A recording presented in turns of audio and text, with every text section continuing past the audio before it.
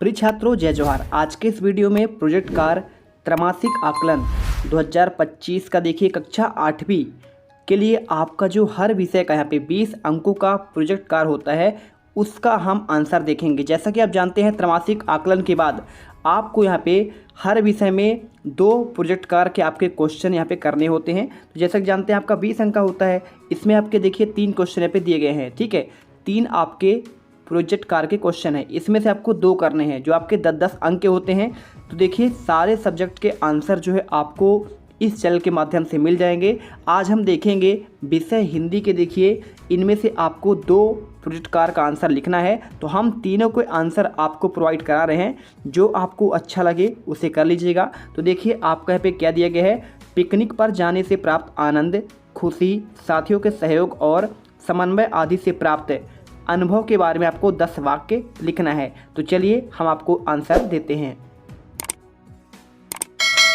सबसे पहले आपको क्या लिखना है, इसमें यहाँ पर उत्तर में पहला पॉइंट आप लिख दीजिएगा, पिकनिक पर जाने से हमें बहुत आनंद और नई ताजगी मिलती है। दूसरा आपको जो पॉइंट इसमें लिखना है, क्योंकि आपको 10 पॉइंट लिखने हैं, इसमें दूसरा यह हमें पढ़ाई के साथ साथ मनोरंजन का भी अवसर प्रदान करता है। क्योंकि जब भी आप देखिए कहीं पर पिकनिक पे जाते हैं तो आपको मनोरंजन तो करता ही करता है, साथ में आपको देखिए एक अनुशासन की भावना भी मिलती है और साथ में आपको आनंद तो आता है ना। तीसरा पॉइंट लिखा है, पिकनिक में मित्रों और शिक्षकों के साथ समय समय पर आपसी संबंध मजबूत होते हैं। देखिए समझिएगा बात को, यहाँ पर क्या होते हैं, जब सभी बच्चे एक साथ होते हैं और शिक्षक एक साथ होते हैं, यहाँ पर किसी जगह घूमते हैं तो उनके आपस में संबंध मजबूत होते हैं। ठीक है, उन्हें एक खुला माहौल मिलता है। तो समझ गए ना बच्चों। तो चलिए चौथा देखते हैं, हम मिलकर खेलकूद और गीत संगीत का आनंद लेते हैं। बिल्कुल, आप जब भी पिकनिक में जाते हैं तो वहाँ क्या होता है, खेल कूद भी होता है, खाना पीना भी होता है, घूमना फिरना होता है, गीत संगीत होता है ना। और पांचवा देखिए, साथ ही मिलकर भोजन बांटते हैं जिससे सहयोग और प्रेम की भावना बढ़ती है। जब तक आप देखिए एक दूसरे के हेल्प नहीं करेंगे तो आप आपस में प्रेम कैसे बढ़ेगा। तो पिकनिक हमारा देखिए क्या है, एक यहाँ पे सहयोग और प्रेम की भावना को भी बढ़ाता है। छठा देखिए, पिकनिक हमें प्राकृतिक सौंदर्य को निहारने का अवसर देता है ना।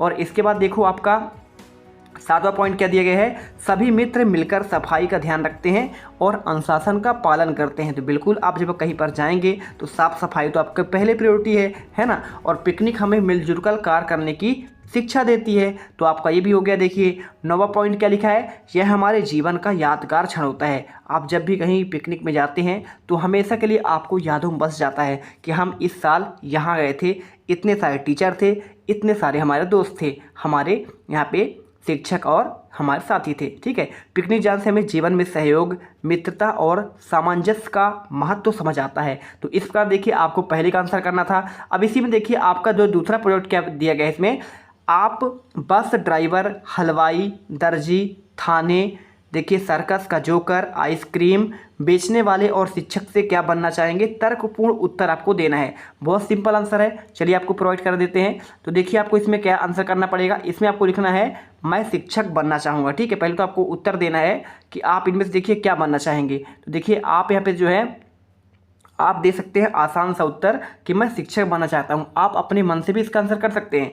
शिक्षक देखिए क्या करता है, तो समाज का मार्गदर्शक होता है। ठीक है, आप क्योंकि देखिए पूरे जितने भी हमारे देश के बड़े बड़े वैज्ञानिक, इंजीनियर है ना, जो भी निकलते हैं, डॉक्टर निकलते हैं, IAS निकलते हैं, है ना, तो ये सभी क्या हैं, उनको शिक्षक मार्गदर्शन करता है, उन्हें पढ़ाता है। ठीक है, तो देखिए समाज का एक मार्गदर्शक होते हैं, वह बच्चों को शिक्षा देकर उनका भविष्य संवारता है। और भविष्य तो संवारता ही है, शिक्षक से देखिए डॉक्टर, इंजीनियर, सैनिक, वैज्ञानिक बनते हैं। और एक अच्छा शिक्षक पूरे समाज को ज्ञानवान और जागरूक बना सकता है। इसके पॉइंट देखिए, शिक्षक का जीवन सादा और उद्देश्य महान होता है। देखिए एक शिक्षक जो है ना हमेशा एक ही स्कूल पर जाता है और उसके बच्चे क्या से क्या नहीं बनते हैं। तो एक उनका सादा जीवन होता है, लेकिन काम उद्देश्य उसका बहुत महान होता है। एक एक से लोग जो है उनके पढ़ाए हुए बनते हैं और समाज की सेवा करते हैं। ठीक है, पूरे देश को यहाँ पे सेवा देते हैं। अब इस प्रकार पॉइंट आपको लिख देना था। तीसरा आपको जो प्रोजेक्ट इसमें लिखा है, यदि आपको किसी विद्यालय का हेडमास्टर बना दिया जाए तो आप विद्यालय में क्या क्या सुधार करना चाहेंगे, अपने विचार लिखने हैं। ठीक है, तो चलिए हम आपको इसका भी आंसर प्रोवाइड कर देते हैं। ठीक है, तो यहाँ पर देखिए आपको इसका आंसर कैसे करना है, यहाँ पे आपको लिखना पड़ेगा।